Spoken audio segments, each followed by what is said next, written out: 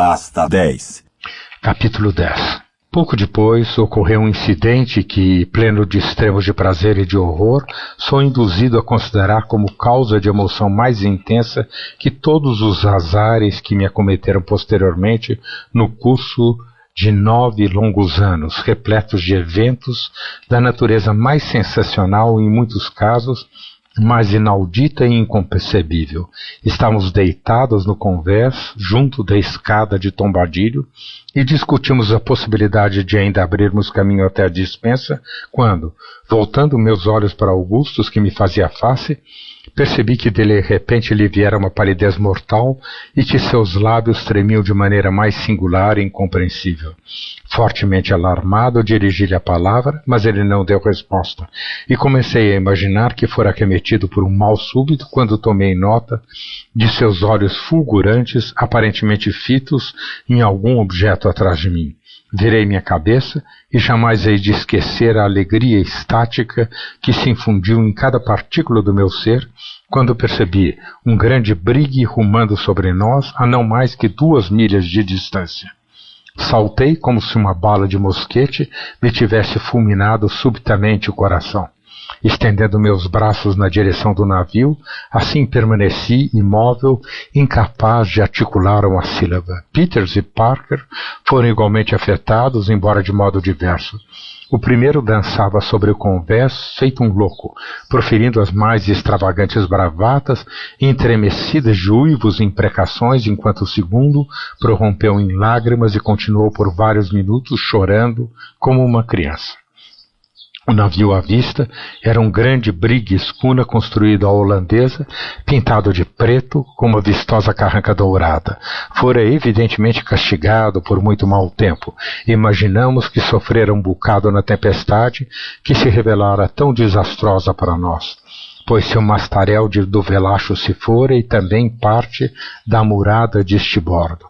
Quando o vimos pela primeira vez, estava, como já disse, a cerca de 2 milhas de distância e a barlavento, rumando sobre nós. A brisa era muito suave, e o que mais nos surpreendia era que ele não portava outra vela, senão o traquete e a vela principal com uma giba. Avançava lentamente e nossa impaciência agravou-se quase ao frenesi. Notamos também a maneira canhestra com que governada, por agitados que estivéssemos.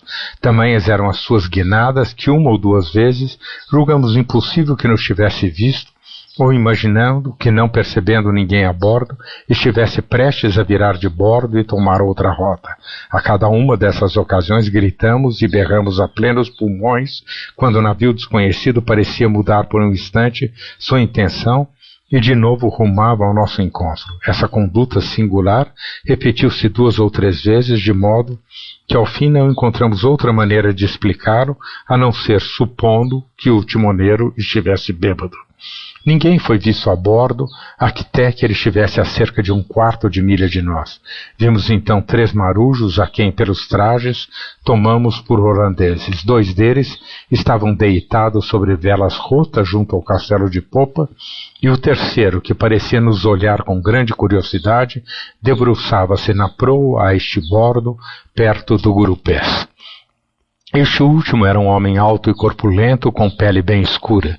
Parecia pelos seus gestos encorajar-nos a ter paciência, saudando-nos de maneira jovial, mas um tanto esquisita, e sorrindo constantemente, como para exibir uma fileira de dentes da mais brilhante brancura.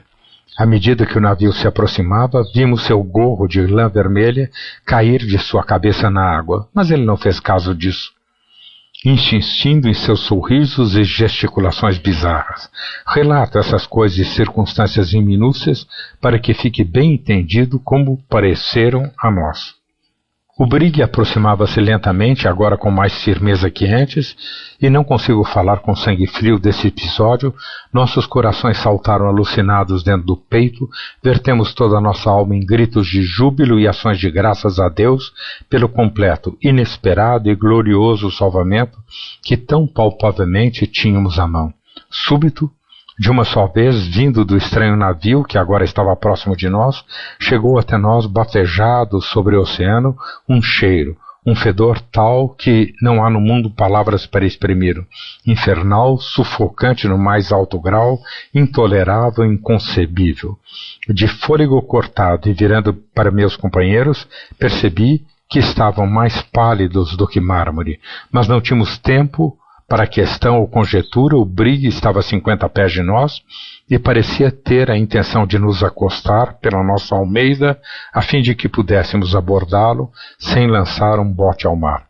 Precipitamo-nos para a popa quando, de repente, uma forte guinada o lançou a bons 5 ou 6 graus fora da rota que vinha mantendo.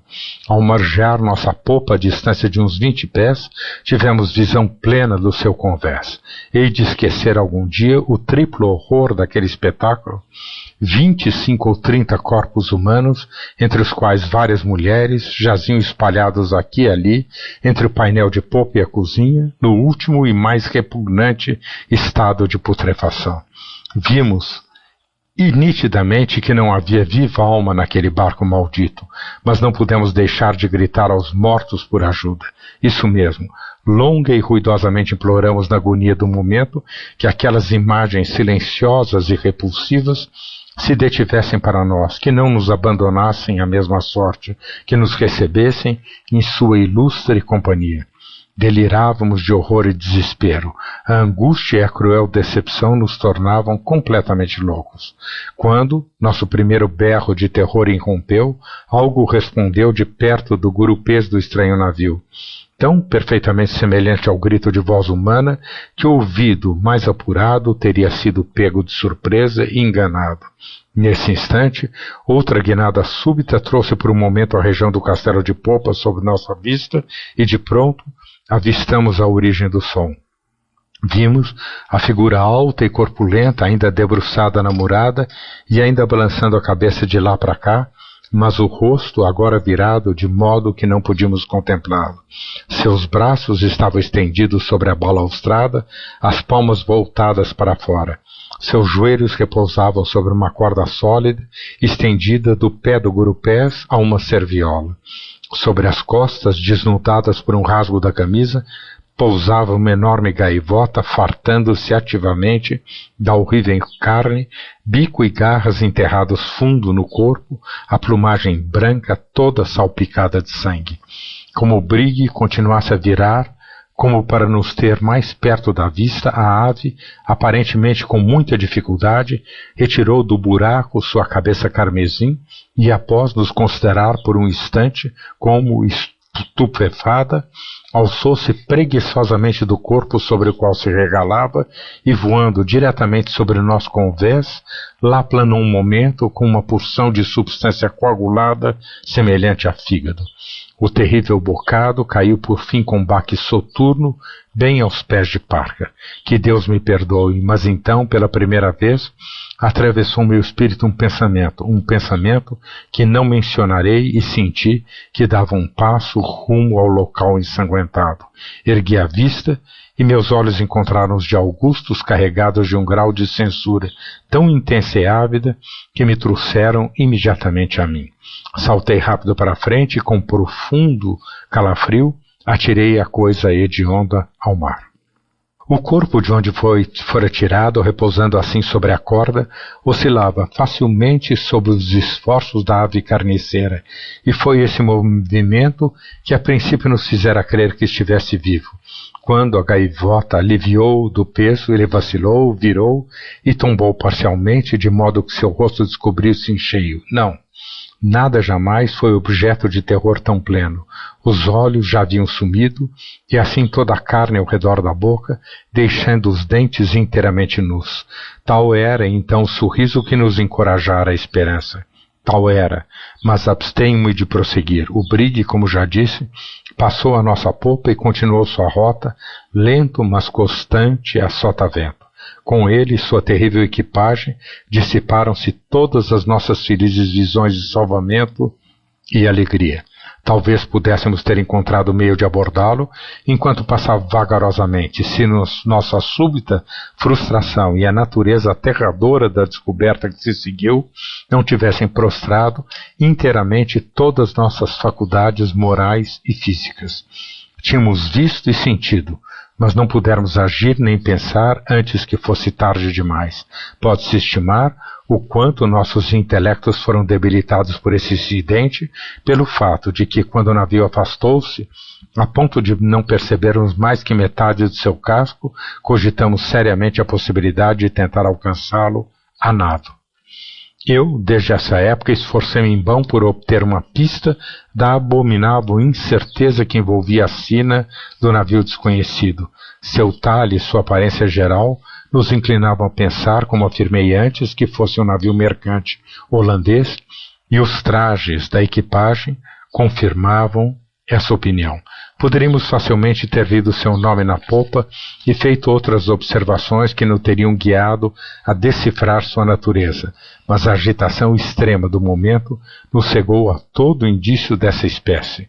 Do matiz açafronado de alguns corpos que ainda não estavam totalmente decompostos, concluímos que todos a bordo haviam morrido de febre amarela ou de alguma outra epidemia virulenta e análoga. Se tal fosse o caso, e não sei o que mais imaginar, a morte, a julgar pelas posições do corpus, deve ter se abatido sobre eles de modo terrivelmente súbito e esmagador, de modo totalmente distinto daquele que caracteriza mesmo as pestes mais mortais com que a humanidade se familiarizou. É possível, aliás, que algum veneno, introduzido acidentalmente nas provisões de bordo, tenha ocasionado esse desastre, ou que a ingestão de algum peixe desconhecido de espécie venenosa, de outro animal marinho ou de ave oceânica, tenha induzido a isso, mas é absolutamente supérfluo formar conjecturas num caso todo envolvido e que sem dúvida permanecerá para sempre assim no mais aterrador e insondável mistério.